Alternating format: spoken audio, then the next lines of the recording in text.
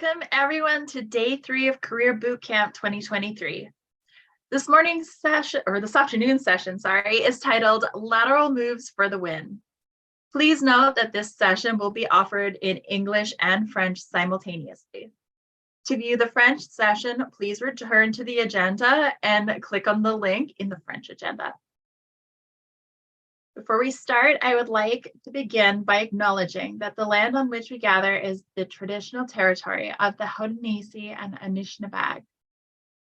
This territory is covered by the Upper Canada Treaties, is within the lands protected by the Dish with One Spoon Wampum Agreement, and is directly adjacent to the Haldimand Treaty territory.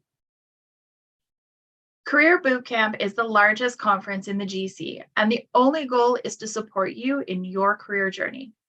As we move through today's session, please share your questions by using the Q&A button in the language of your choice. You can vote for questions by clicking on the thumbs up button. As with all Fin sessions, this session will be recorded, so you can go back and check out the recordings and the insights at a later date.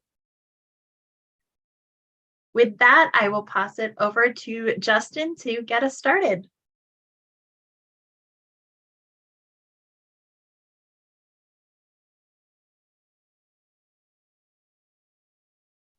Hi, everyone. Welcome to Career Bootcamp, Lateral Moves for the Win. I am joined today by an incredible panel of speakers, and this is hosted by the Federal Youth Network. So my name is Justin Lai. I joined the public sector in February 2021 as a Citizen Services Officer with Service Canada. I'm currently working at the Center of Expertise for Diversity and Inclusion under the Assistant Deputy Minister's Office in ESDC as a Project Services Coordinator. Besides this, from my extra initiatives, I have been passionate about diversity and inclusion, mental health, and climate change efforts. Finally, I believe in a lifestyle of learning and have always been interested in hearing and learning about each other's individual journeys thus far. Before we get started, we have a couple of, and then for learning objectives for today, there will be a poll that's going to come up shortly. But for today, we're going to review their classification and compare it to its equivalents, articulate reasons for changing positions that promote personal growth. And you'll see right before you, there's a poll that has just come up, and it's for your next career step, up or lateral. The options are up, I am overqualified for my role. Up, I need a new challenge. Lateral, I am bored or disengaged. Lateral, this is not the field I want to be in. And finally, other or combination of above. Please take the time to answer.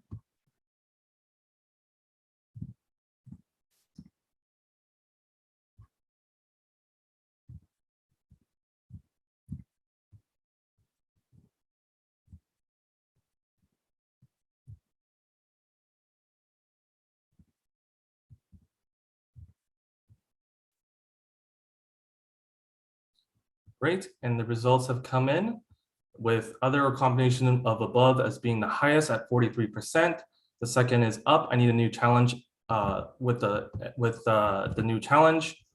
And then it looks like there is up, I am overqualified for my role. And finally, lateral, this is not the field I want to be in. And with that, I'm going to start introducing our speakers for the day. First, we have Loa Lambala. She is a Francophone Black woman who graduated from the University of Ottawa with a bachelor's degree in public administration. She is also an elected member of the Executive Committee of the Visible Minority Network of Canada's Department of Employment and Social Development, Canada. She is the representative for the National Capital Region, and as an executive member of the VMN, she has co-led consultations with various branches of the department, such as the College of ESDC, the Work Futures Secretariat, and the Chief Data Office. Prior to joining the Canadian Pension Plan for Disability Directorate in ISSD branch of ESDC, she is currently a senior program advisor, but she was a team leader in the recruitment unit. Next, we have Paul Gaskin, who is currently working in Ottawa as a Director General in planning, operations, and information for the Canadian Forest Service within Natural Resources Canada. In his career with the federal government, he has worked at Fisheries and Oceans Canada, Transport Canada, the Privy Council Office, and Global Affairs Canada. He has a MA in political science from the University of Ottawa, a MPA from the Institute of Social Studies of Erasmus University in the Netherlands, and BAs in International Development and English Literature from the University of Guelph. Feel free to connect with him at LinkedIn or on his Twitter. And finally, we have Awol Nu. She is currently a senior analyst working in equity, diversity, and inclusion and anti-racism efforts at Innovation, Science, and Economic Development Canada. She is passionate about EDI and anti-racism and is active in this space. And also outside of the public service, she does work through the board of the Black Canadian Scholarship Fund and the Society of Young Achievers. She believes in leading with empathy and seeking out equity. And also, she has a master's in public policy and administration from Carleton University and nearly 20 years of volunteer experience with local Somali youth in the areas of education, leadership, and culture and identity. She arrived in Canada as a refugee fleeing a civil war in the 1990s and has called Ottawa home since that time. She is a proud mother of 2 boys and an avid soccer and basketball mom. In her 14 years in the public federal service, she has worked in 5 federal organizations, including 2 central agencies. Now, let's dive right in. With the first question, I am going to start with Loa. Can I move laterally to any role that is at the same salary level, for example, PE to FI? Thank you for the question, Justin. Yes, you can move lateral between different groups, I will call, for instance, like PE to FI. The only thing that that may happen that might prevent you from moving through different groups, it's the education requirement. So if you are someone, a PM, I would say, who has a bachelor's degree in HR, and you would like to move to a PE group, that is something that would be possible. But if you are someone in the PE group that would like to move into an FI group, but you do not have the academic requirement for FI, you won't be able to move at level. So those are the requirements. That is where a requirement is something that you have to look at before sending your resume to a manager, because they may want to hire you, but based on the academic requirement, you cannot meet. But most of the time, moving at level from different group that is easily done is from AS to PM. That can happen much more easily. And CR also, but that's depending of the group and level of the level. So yes. Yeah, no, it's really helpful to know. And I'll pass it over to Paul for his thoughts. Thank you. I would just, and welcome everyone. I would just add, in some cases, there's room for discretion. So for example, a CS category they've been renamed IT categories, you need a computer science degree. Sometimes it depends on the department, the CIO or ADM, or maybe even deputy, can waive the requirement to have a computer science degree. There are cases I've seen, and I've done this, where you have someone who has a lot of life experience, for example, may have worked in a field and has demonstrated competencies, and obviously the hiring manager is confident they can do the job, and they can waive it. It varies a little bit by collective bargaining agreement. I won't go into the details. And similarly, where the maximum levels of each increment are, et cetera, also matter. Whether it's an actual promotional assignment, then that's a non-advertised appointment, which can be a little bit different. But in general, the restrictions are generally in the control of the hiring manager or ultimately their hierarchy to approve. Thanks. Yeah, no, it's really, really good to know. Finally, for Awol's thoughts. Thank you so much, Justin. And just to add to what my esteemed co-panelists have said, it is possible to move into a different classification. For assignments and secondments, there's no real change on paper in terms of group and level, since the individual still stays in the home department's payroll system. But if you're looking to move laterally through a deployment, then the employee is actually indeterminately leaving the department. So you'll have to take a look at the salary scales between certain groups, which can vary, and there's a specific calculation that compensation undertakes. And at that point, HR would be involved. Yeah, no, these are all really, really good tips and advice. Moving on to the second question, and we'll start with Paul. Where can I find at-level assignments? So hopefully a lot of you know this answer already that I'm going to say. The key is obviously your network, your managers, your colleagues, et cetera. If you've only worked in one department, you might have a more limited network. But I would say the main thing there, face group Facebook groups, LinkedIn, reaching out. I think a lot of these are common sense, but people don't always think of it. I would say the other thing to do is don't hit people up for a job, hit people up for information. For example, I've got one this week, and I have one every week where someone is sort of saying, I want to know a little bit more about what you do or something like that. That puts far less pressure on the person you're reaching out to than sending a CV and saying, hire me, or have one of your directors hire me. And for all I know, I might be a jerk and like, you know what, I'm getting a bad vibe from him and I don't want to work in his organization. So if you've targeted an organization where you think your skill set would be a good fit and it meets your learning goals or your career goals, then try and find out about the information at a, whatever senior level you can target. Cold emails work very fine, but the better they're targeted, in other words, they're messaging Paul Gasky, they're more likely to get a response. You're going to get through his office, my office, than if you just kind of say, to whom it may concern, I may want to work for you. Those are less likely to be successful. There are Facebook groups and all sorts of other targeted social media, which can be quite useful. But again, they're a little more hit and miss, and the more personalized the connection, the more likely it is to be successful. And not only that, you're more likely to get the real deal about what the opportunities are. And I'll pass it on. For sure. Networking. Over to Awo, your thoughts? Thanks very much, Justin. And just to add to Paul's great remarks, I would say more often than not, assignments and secondments are non-advertised, as Paul mentioned. So you would really have to leverage your network and seek out mentors as well. If there's a mentorship initiative in your department, if there's a sponsorship initiative, use those opportunities to really solidify that relationship with senior leaders so that you can have that ongoing dialogue and ensure that you do have that support. And more often than not, mentorship agreements often include access to and support of the network of your mentor, so that broadens the group that you can potentially get in touch with as well. And I have often found just being creative with your PMA learning opportunities. I've put in job shadowing, I've put in different things, and I would approach senior leaders to say, could I just spend a half a day with you and shadow you for at various meetings? And again, you build that relationship, you increase your awareness and potentially identify an opportunity to work with that particular leader. Great, what an answer. And finally to Loa.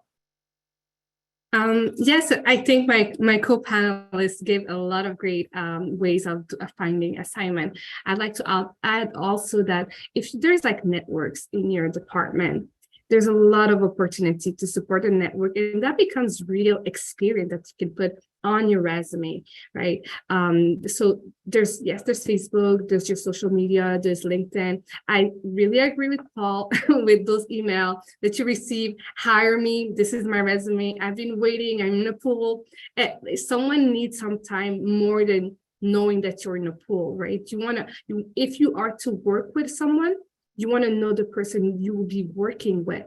So this is something that some candidates forget.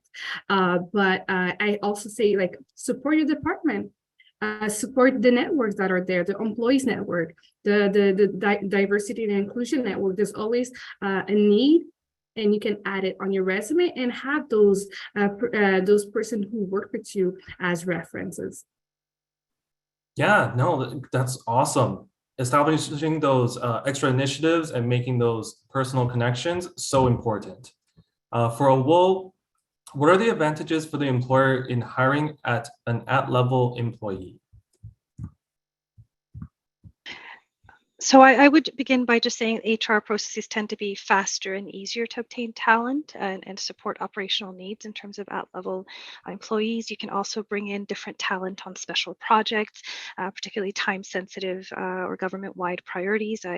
The example of the COVID task force comes to mind. I know of a few colleagues at the time who moved laterally to be able to support with the Government of Canada's COVID response.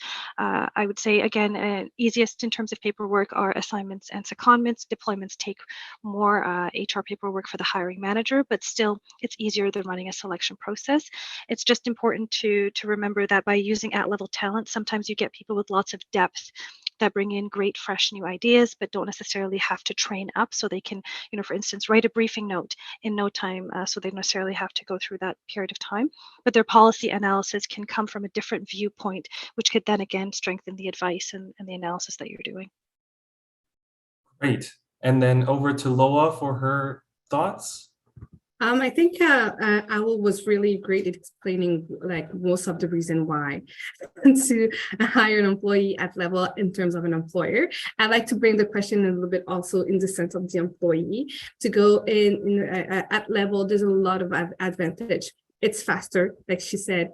And also you gain experience that are different from what you've always been doing at level, which is really something that sometimes we don't really understand the worth and the value of it. So there's a great value from the manager in terms of how the system works in government to bring someone at level. The paperwork is less, especially when they're already in the department. Sometimes you just have to go floor up or just add someone on MS Team.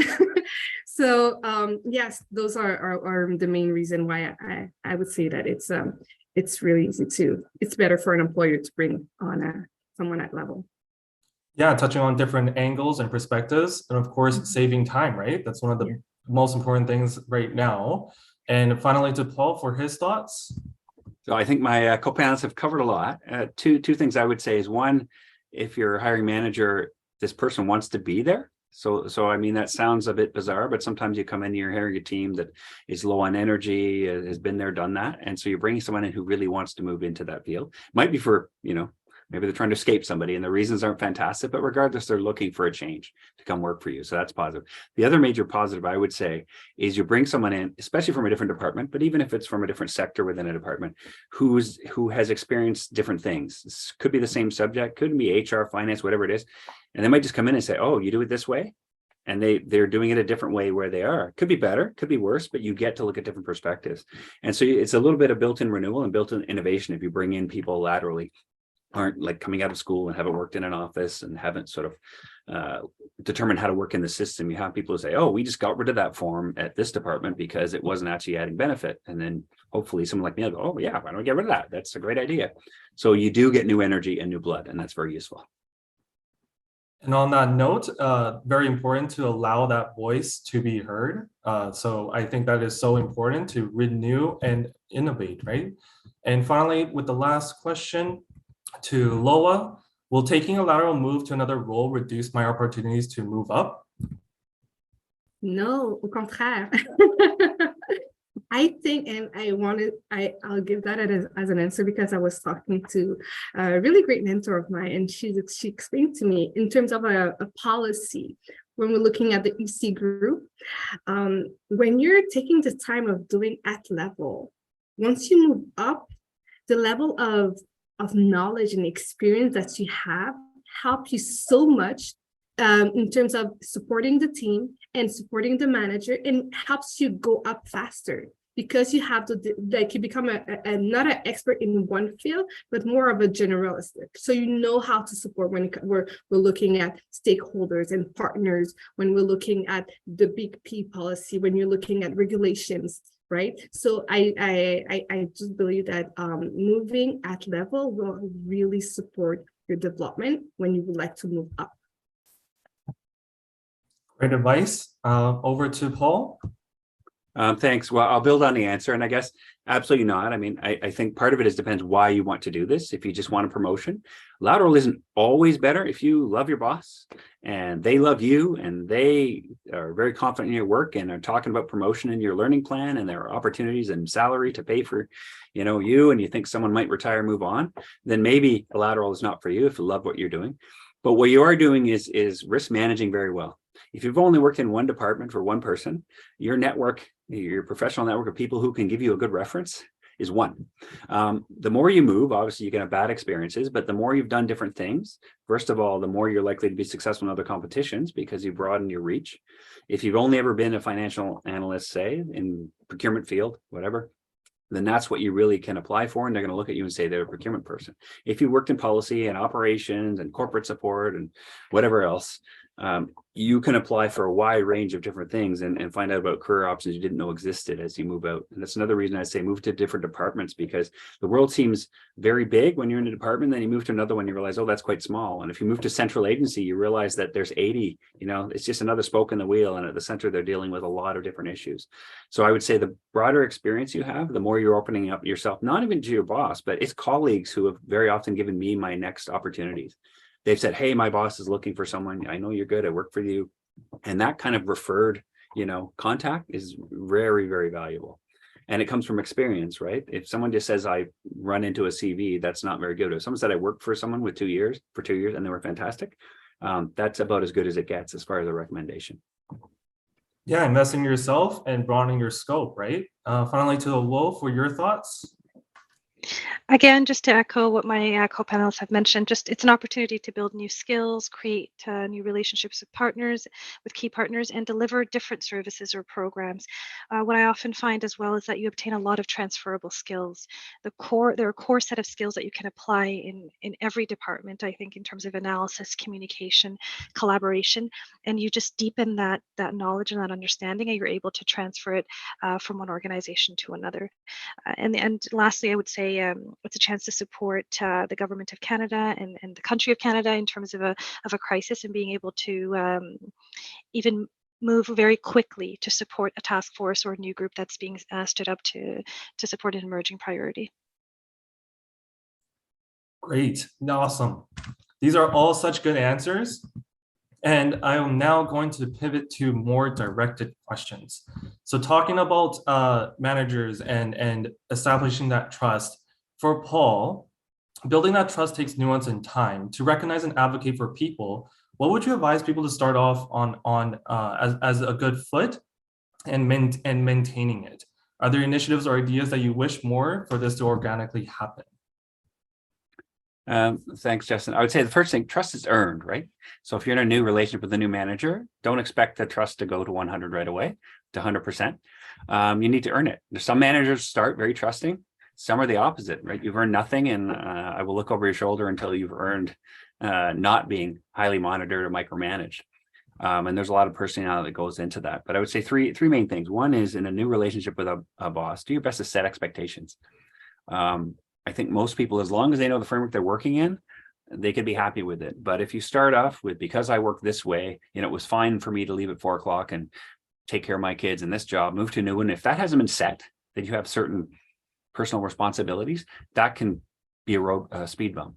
And similarly, if what does overtime look like? Do you have to clear it ahead? All those sorts of things. So the second one related to that is deliver. Particularly when you're looking at other things, keep in mind the manager should take your career development into account, but it's not their only job. They have a lot of other jobs, 99 problems, and your career development is one.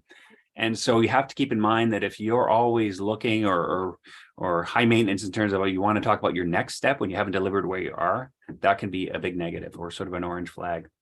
And related to that, lastly, I'll say communicate your career plans. If you wanted to get to this kind of experience, that's fine, but let them know you want to be where you are because you have young kids at home and stability is very important, and you're looking at staying in a place for 3 years. Don't lie. If that's where you are, let them know. But if it's I just want to dabble, I want to get a year assignment and develop these new skill sets, and I'm really keen to do X, Y, Z, then lay that out and respond however they respond. If they're sort of I expect everyone to work for 5 years for me, then take that into account. And you have to be far more circumspect in how you share your career plans. But if they say, I support your development and whatever you need your bilingual or your financial certification, whatever you need, don't sort of surprise them with, I found a great assignment, or I found a great, can you pay for my master's degree? You want to make sure that's an ongoing conversation. I'll stop there. Yeah, earning that trust and of course establishing those boundaries, so important. Does Loa or Awol want to add anything to that? Maybe we'll start with Loa. No, I totally agree with Paul. I think it's really comes back to communication, making sure that you're hearing what the manager is saying, and also that you're able to understand how to approach your manager. So no, I really agree with what Paul said. Great. And Awol, thoughts?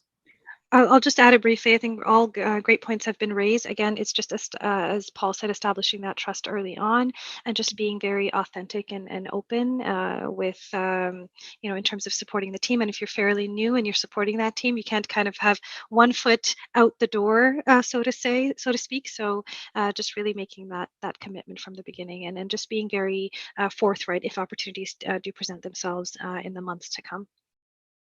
Yeah, and speaking of commitment, for you, Awol, making that commitment for so much efforts for diversity and inclusion, and it seems to have this passion with inside work and also outside of work as well. What helps you come back to this work without feeling forced or tired or hitting your head against the wall? How do you rethink and set yourself with new perspectives? I think for me is the message that I receive from different employees. I have to say, and I get emotional a little bit when I think about it, the work that the visible minority allows me to do and the support coming from the employee, that's what helped me remember why I'm doing this. Having different people when they're facing challenges and they reach out to me just because they feel like they can trust me with their issue, or just to encourage me, to support me in what I'm doing, because sometimes you're doing so much and everyone is not looking at what you're doing at the moment. They don't know the hours that you're spending after work to work on a plan while you're not even paid for, but just having those message reminds me why I'm doing this and the value that it has for individual in their life and for the future also. So that's how I cope with the number of work I have to do while I'm trying to support diversity and inclusion. Yeah, no, that's awesome. Paul, do you have thoughts on this? Yes, I would say a couple of things. Most important for my career has been set red lines that you won't cross, but know there'll be consequences. What I mean, if you have, it's again, guys, comes to setting expectations. You come to work for someone and you have young kids or a parent at home who's ill and needs care, whatever it might be. Figure out where your lines are and don't cross them, but know that sometimes might mean you don't get the files, you're not up in a late meeting, you're not traveling with the minister, whatever it might be. Sometimes the manager is going to react according to the limitations you put on your work. An example of that is one of my first acting DG jobs long ago. My first opportunity as a director general at an ADM who was a workaholic, let's be blunt, and we're setting up meetings at like 7:30 in the morning and then setting up meetings 6:30 at night. And after a couple of weeks of this, I said, listen, I've got a baby at home. I can do morning or I can do night, but I can't keep doing both. And her response was, well, I thought you were serious about wanting to be a director general. I guess you're not. And I said, I guess I'm not, because this isn't what I'm willing to do right now. And so I set my red line and stuck to it. Secondly, I would say some of the comments I've seen, some of the misunderstandings around career management are you're not telling people. Your boss, your manager only knows what you tell them and what you put in writing. And so if you feel someone's not giving you an opportunity or assignment or something like that, sometimes they're just misreading you. In my own case, I had a woman who was 6.5 months pregnant working for me, and we were doing a big consultation on the East Coast project and lots of travel. And she had lots of obstetrician appointments, things like that. And she was working 4 days. And so I made sure I was managing her workload, I thought. And then sort of 3 months later, when she came back, actually a year later, she's like, I was really disappointed. I didn't really get like the hot things and all this. And I said, well, I didn't think you wanted to travel that pregnant and all this. So I thought I was doing her a solid in managing her workload, and maybe I was, I don't know, but she certainly felt sort of aside from the team because she wasn't in the regular cycle of work. So the managers can learn, but it's hard to learn if the communication isn't there. Thanks. So true, so true. And finally to Will for your thoughts.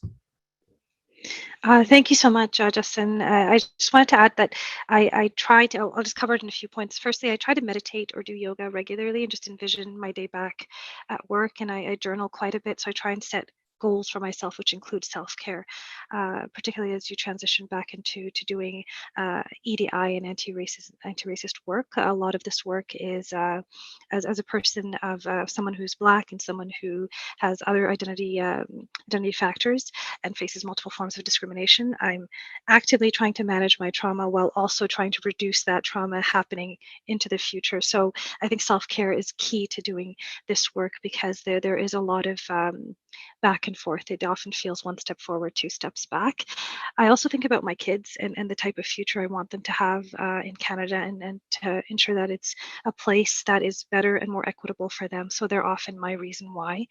And to help me transition back, I set up an informal chat with a colleague or a manager or a member of the broader anti-racism and EDI community. I find that there's an incredible community of really passionate public servants out there doing this work, who to just chat, connect, share share and uplift each other.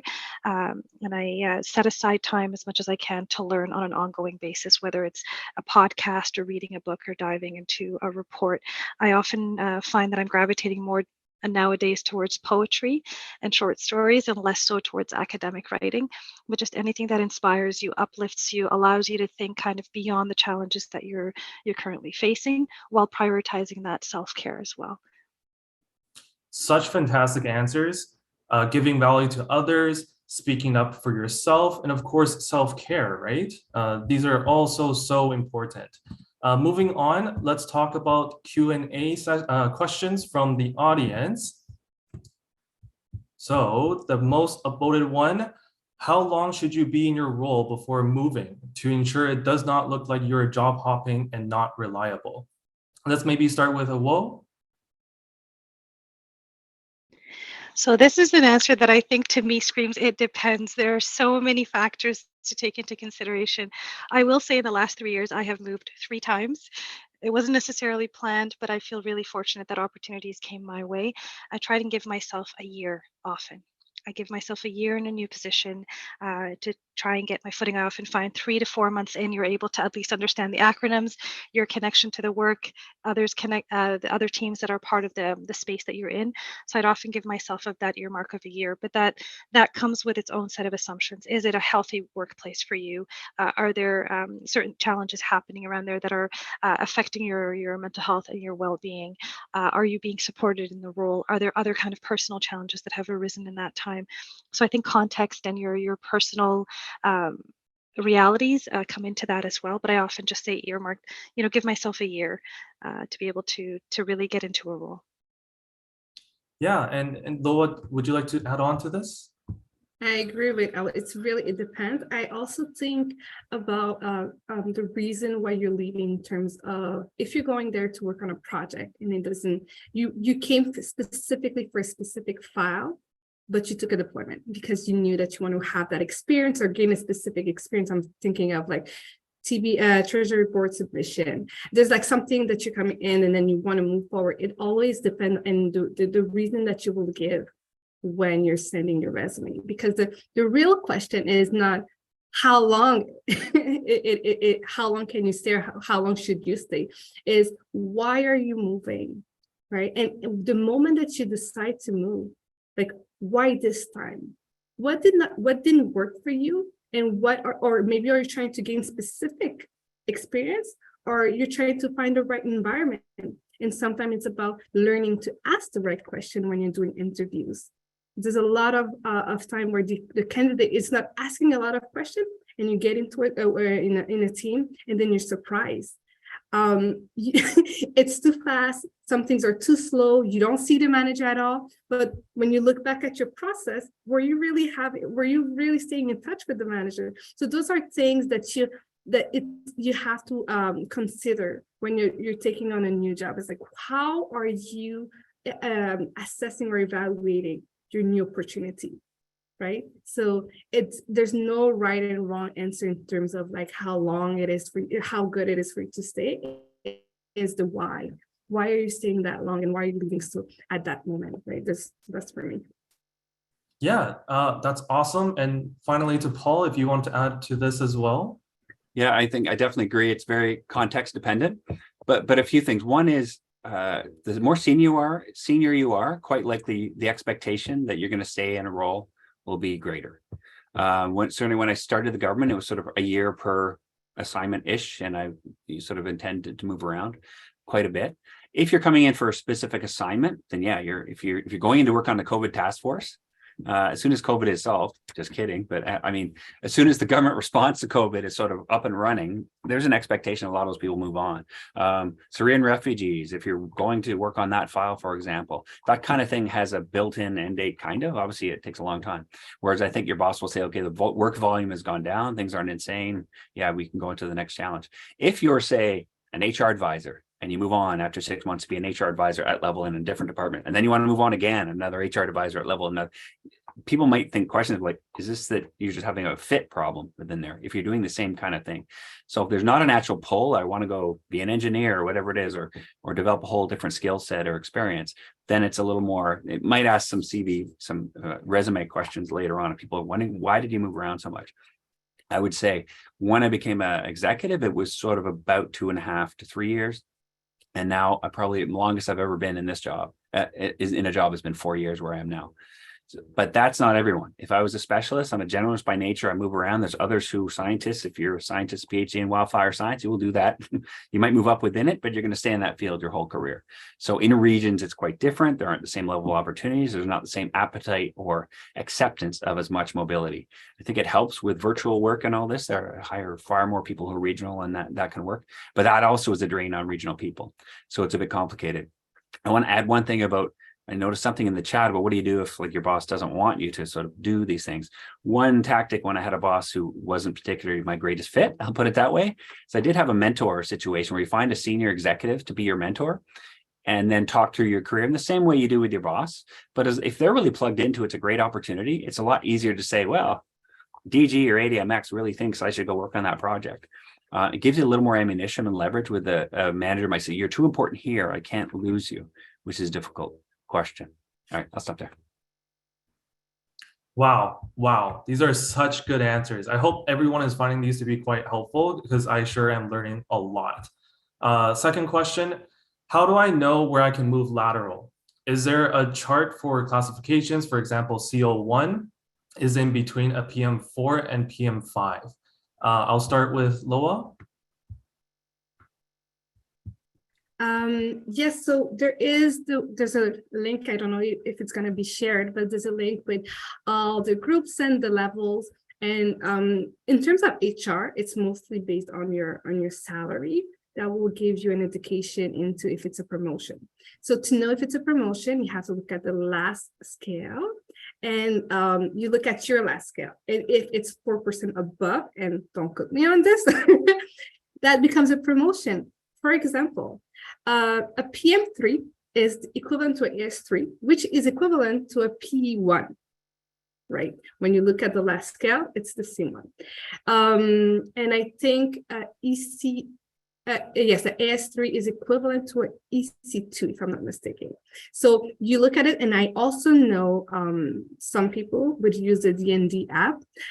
They do have an app where you have to put your group and level, and then you put the group and level that you're thinking into switching in, and it will give you if it's a promotion, if it's a demotion, or if it's at level. Wow, I did not know that. Over to Paul. I don't have too much to add to that other than, yeah, some HR departments take that 4% very seriously. I remember I was moving someone in and it was lateral with 4% plus $38. And they were saying, no, that's a promotional appointment. And so I went back, I rounded some of the paperwork and got us to within the 4%. But in general, it just means more paperwork to do non-advertised than within a non-proportional deployment.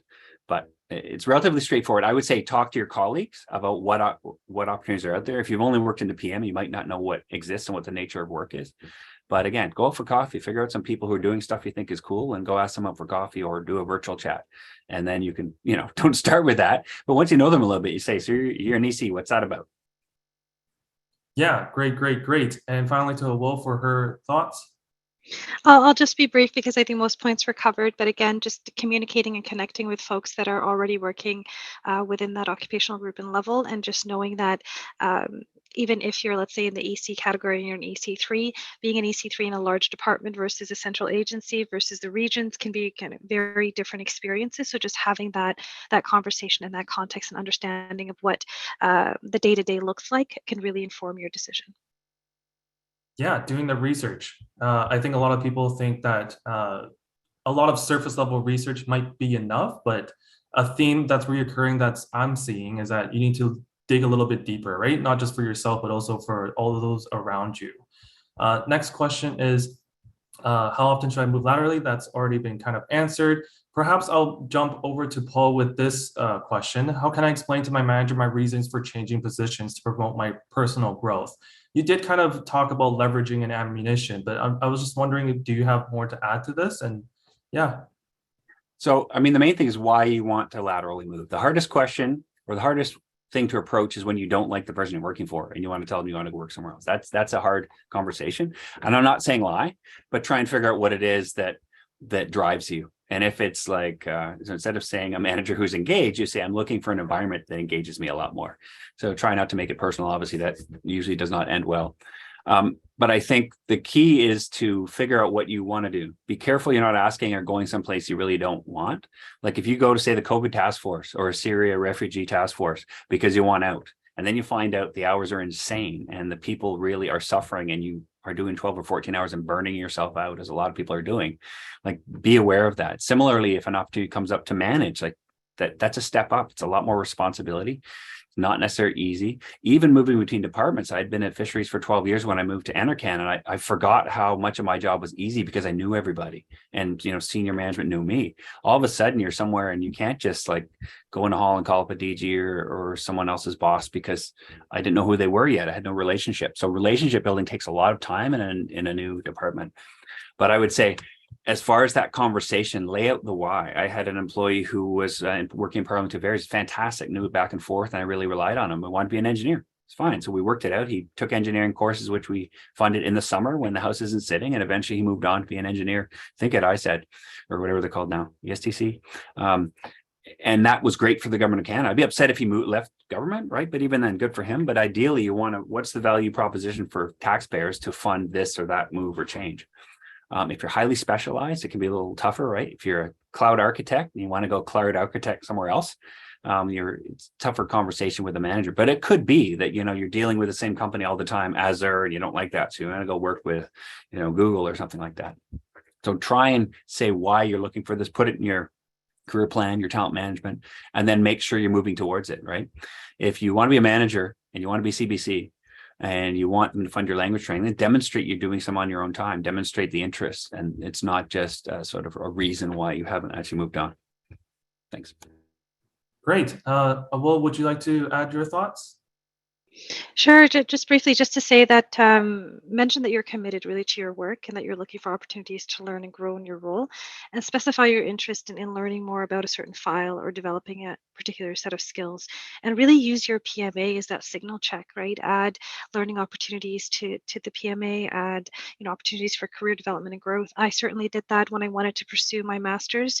I was fortunate enough to be bridged in after completing my undergrad, and wanted to go back to school after a few years. So it's a matter of putting it into my PMA, having that conversation with my management early on and saying, I'd really like to use my training dollars towards this specific learning avenue and really build my policy, public policy skills. So that was very much an interest from the beginning.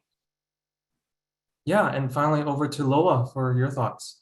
No, I totally agree with my co-panelists. I think they said everything, and I think from their answer, what I'm hearing and agreeing a lot with is your skills and your value and you developing is investing in Canadian, right? So every time that you try to move on to something else, or you want to have a developmental opportunity, you're investing in Canadian, and the manager knows that, and they will support it because it's a value added for the whole department. So have that conversation, set your goals and your objective with your manager, and see what is possible. Yeah, oh my goodness, these points are all so convincing. How can anyone say no to any of these speakers? I feel like this is a skill in itself and that you have to build on, and it just takes time. Over to the next question, I'll start with a whoa. In which cases can my manager prevent me from moving laterally? So managers need to sign off on secondments or assignments with fixed dates. So that's the instance, I think, where managers may say no on the basis of operational need, and I've absolutely seen that. So as you know, secondment is a term used for lateral move outside of the department at level with a fixed date, and the assignment is a term used for lateral movement within the department, again with a fixed date. Where you'll find that managers have less leeway to say no, and they really can't, is a deployment. It's an indeterminate transfer, so that you are moving entirely to another department. You're no longer using the box on the organizational chart that you currently occupy. You're moving to an entirely different organizational chart and an institution where your pay and your presence on the org chart will be in a different federal department. But the assignment and the secondment is where really where really managers have more of a say, unless you're an executive, in which case a manager cannot stop or force an employee from accepting a deployment or taking a deployment anywhere. So that's where they have less say. Yeah, over to Loa. And I want to add, in terms of like, yes, what Al said is everything is right. There's sometimes the reason why a manager will not let you go for an assignment is budget. So budget may be a reason. So sometimes a manager, you'll see your manager is really supportive. And I'm saying this because I did have a lot of conversation where people become mad at the manager. They had a good relationship until they were said no. But budget restriction really prevents someone to let you go when you're paying, because of the way the system works, when we're still paying for the box and we don't know if you're coming back, and if the manager will be able to manage this without having you as a resource to be able to deliver. So every time that you have this conversation, if you're hearing budget restriction, don't take it personal. It's not the manager. So yeah, that's what I'll add, and let Paul give more if you have something to add. Yeah, over to Paul for his thoughts. Yeah, so I mean, a little related to this, but I think I would say budget wouldn't be my issue or my director's issue, but quite often if someone wants like a 3-month assignment, that's a pain, because backfilling, you probably can't backfill someone easily. By the time they're there, there's only 2 months left. So quite often someone wants to bring someone in for 4 months because they don't want to do the paperwork. So it's casual. It's very 3 months less it is, very easy paperwork. And so I might say, bring them in for a year. If it doesn't work, you can always end the assignment. But doing all that paperwork and forcing backfill is a pain. So it's more about operation than money necessarily. A few things. One is around, I would mention, as far as related to this, about where do you find them, is volunteer. So there's tons of initiatives that happen every year around the survey, around the charitable campaign, around EDI networks, or various different kinds of networks, youth networks. Get involved in them, because that's how you find out the other areas what your department does. And that's how you might find out, you can get the scuttlebutt on managers, whether they're good or bad, whether they're looking informal, because so many things aren't advertised. So and more so if you work remotely, that's how you can get into formal settings where you get a bit of information. And I saw someone notice about being an introvert. That's another case. I mean, I like to get a good balance of people. I'm extroverted, but some people mirror. Extroverts want to hire extroverts. They might see introverts as quiet, and an introverted manager might find extroverts annoying, right? So a good manager is going to want a mix of diversity. And I like having, detail-oriented people in my team, because I'm not. You want people who are going to have a different personality type. But that is that's challenging sometimes, because not everyone grows in that direction as a manager to realize they need a diverse team. I think I'll stop there. Yeah, oh my goodness. These are such informative tips and advice. I hope everybody's taking note of this and using these talking points for yourself too. Moving on, we'll start with Loa. Some managers have said that it is a red flag to see people at a certain level for too long. Can someone hopefully dispel or comment further on this point? Well, I don't really agree. I don't really agree on that. I think that if you see someone who's I wouldn't be able to say what is too long, first of all. Sometimes you can be in the same position or the same level for 10, 20 years of your career. It just depends of the person, like how suitable the team is. Sometimes some individuals, they prefer to be in a place where they already know who's in, they have the backstory of the team, they know why this was implemented, they were there. So they are a value added actually to the team. They have the corporate knowledge by staying there. So I don't believe, I'm sorry, but I don't really believe with the sense of like staying too long in the same position or the same level for a long time. It's just staying at the same level, but just changing of team, of the branch or department. That's great too. You have to know what is best for you, and there's nothing wrong with it. Yeah, moving on to Paul for his thoughts. Yeah, I agree with Laura that there's no such thing as too long. It's more about the personal circumstances most often. So if your work-life balance is like work is 30% of your life and 70% is, whatever your hobbies, your volunteer work, your family, that's fine. I think as long as you're delivering what needs to be delivered in your 7.5 hours. That's awesome. And if you do it great, you got tons of expertise and knowledge. Like, people, we love you. We love to have these reliable people who can just are dialed into their job and do it very well. If you've been that case, you've been in the job and same job for 10, 12 years and you want to change, you need to communicate it. And I think often that comes with what's your narrative for this change? Is just, I'm, midlife crisis, whatever it might be, that's fine. Not a great story, but if the story is, I had someone who was very good in their job and finally they were doing elder care and their parent finally passed away. And they were like, okay, reinventing, time to move on. I no longer have to be home or off at the care home at 4:30 every day. So they were like, okay, now I want to tap my potential. Hopefully it's not a story like that, but whatever it might be. It could be you were working on a PhD, you finally finished it, or your kids. For me, it was my kids, going to school by themselves that didn't need to be walked or picked up on all that. You sort of reach this personal level of when can I actually work later, take on more responsibility? When do I have the bandwidth to learn new things in my brain? So that's what I would say. Like, come with a narrative, come with an explanation, and put that in your career plan. It can even be longer term. You've just had a kid. Okay, well, 5 years from now, once they're in kindergarten, that's when I want to take another step. Just make sure it's there. Thanks. Yeah, finally to Wo. I again would agree with my co-panelists, and I would just add one of my favorite quotes is by a managing director at Google, who often tries to increase the diversity of the artificial intelligence field, Tony Efka, and he'd mentioned that talent is equally distributed, but opportunities are not.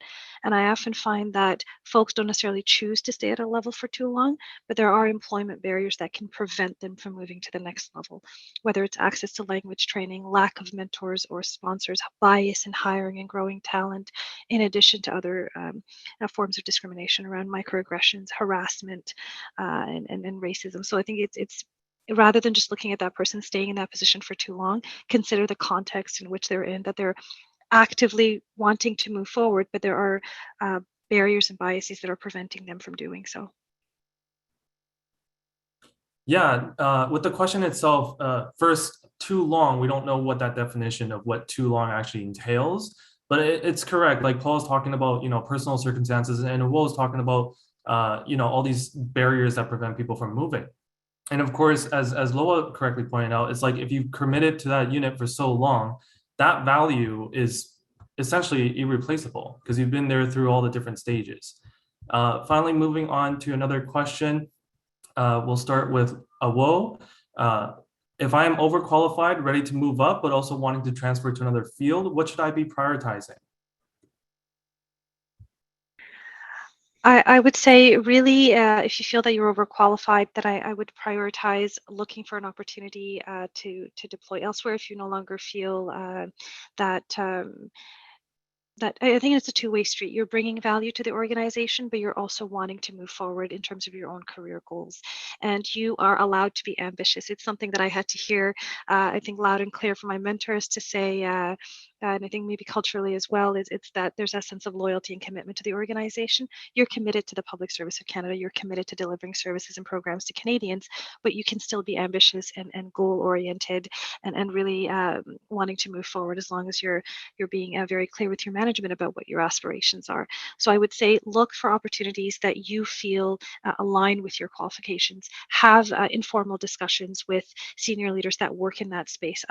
When I was early in my career, gone on GEDS, the Government Electronic Directory Service, searched for the name of a senior leader who worked in a space that I wanted to work in, and just had a coffee and a chat and said, I'm interested in pursuing opportunities in this area. What should I do? Could you have a look at my CV and provide me with some feedback and be able to give me some tips? And a few months down the road, that person was able to connect me with someone who was looking. And again, to Paul's point, it's about that network, having those informal connections and identifying where it is that you see yourself going. Yeah, moving on to Loa for her thoughts. I totally agree with our. I think it's really having a conversation and seeing, and when we're looking back at the question when between prioritizing, sorry, my English, at level movement or going for an opportunity of promotion. If you're in a hurry to leave, then take a deployment. It will be at level, but again, if you're moving really fast, just because you want to have something else, are you going to get what you're looking for? So do some research. Where can you use your experience, your knowledge? In what table should you be sitting at, right? And after that, you will know if it's better for you to stay in the team, knowing that you're overqualified and starting applying for promotion, or moving at level because you're realizing, oh, I'm really overqualified for this team specifically, or for this branch. But if I go somewhere else, I'm getting that knowledge that I wouldn't even think that I could have, or that experience that I'll gain. And then you can enjoy doing the work that you're doing. And I think it's looking at a challenge. What is the challenge that you're looking for? Right? Because I think if you're looking for a new challenge, it's something. If you're looking for promotion, then apply for promotion. So this is where you have to look at what you're really looking for in terms of challenge. Yeah, and finally to Paul. Yeah, I would just add, I mean, the word overqualified can be concerning for some people because usually that's subjective, right? There are plenty of deputy ministers with undergrad degrees only, right? So my master's degree, people with PhDs, if you walk around thinking, oh, I'm too overqualified to do this job. If it's a question of about 40 years of HR experience and I don't want to go and do, I don't know, a PE1 or something, that's different. You're clearly above those qualifications, but that's not a good way to start a conversation. Is that I'm better than this, but I will come work for you anyway, is a bad start. I would say demotions, someone asked about sort of going for a lower level. During COVID and pandemic and all this, a record number of EXs are like getting out of the EX category. The pay is not great. And as most people will tell you, the worst and best part of being an executive is managing people. If you've got a great team and they're a dream to work with, it's awesome. But one challenging person can take up 40% of your time easily. And it's not usually positive fun time. So a lot of my colleagues are doing that, where they're stepping into different advisor roles and stepping down, stepping out of that category. It's not easy because, again, what's the narrative around why you're doing that? Burnout is fine. Mental health is a huge issue. But we need to make sure that sort of it's respected as personal growth and a personal issue, and not just, wow, you know, he was DG and he couldn't cut it anymore, so we'll stick him in a corner. And we've seen those, right? That's not changing a career. That's like burning yourself out. And that comes at all different levels. I would say if it's because of a single person above you, do your best to move. So that's sort of what the question was. What do you focus on? I would say focus on what problem can you solve for somebody. Someone comes to me with like a skills gap or an interest, don't just say, I want to get out of working here. Say like, you don't have someone with whatever data visualization skills. And I have this, or, you know, I have the cultural skills, or, you know what, I noticed you don't have the most diverse shop. I've worked with these kind of people and this group of stakeholders, say Fishers out there. I've come from this region. I understand that industry, whatever it might be. Come with a solution. As an example, I have someone who's reporting to me right now, and last week she said she's got an assignment offer, and I'm fully supportive. It's a promotional opportunity. I would never say no, but she came in with, and this person is ready to move up and could take on my spot. So she came with a solution, and it's already easy for me to say yes, and she knows I would have anyway, but I didn't have to worry about how I'd fill it because I know that person and they had already spoken, and they provided someone to backfill that person. So they were solving each other's problems instead of just creating a management gap. So I think that's a useful thing. And they're providing someone else with an acting opportunity. And I think they'll deserve it, of course. I'll stop there. Yeah, coming to the table with value as this reoccurring theme comes up. I think more importantly is people come to you, right? You build those networks and they realize the skills and knowledge that you have. And so you're always on demand, right? But all of you are incredible, amazing. I feel privileged to be part of this session. Thank you so much. Hopefully every single one of you took points from all these different questions as well and on the topic. If you want to know more about any of these topics, check out the CBC 2023 Wiki resource page. I'll now pass it over to Haley. Thank you all so much. That session was amazing, and I will definitely be checking out the recording later because you had some amazing tips. Before we finish, we do have one final polling question. Was this session a good use of your time? Yes, no, or I don't know. And the results from this poll will not be shared. Thank you all for joining us today. Don't forget that we have our final session for the day coming up at 2:30, and that's leadership styles that build success. There is also an opportunity to network. I know some of you were asking how to network in regions. Taking advantage of opportunities like this is a great way to get started. Today, we will be having some of the diversity and inclusion networks join us for networking. So please come out and meet some of the great communities that have been formed within the government. The link to all the sessions, as well as the networking event, can be found on the VExpo. And all of the resources that were discussed will be available on the wiki page, along with the recording from today's session, which will be on our YouTube channel later tonight. Thank you all.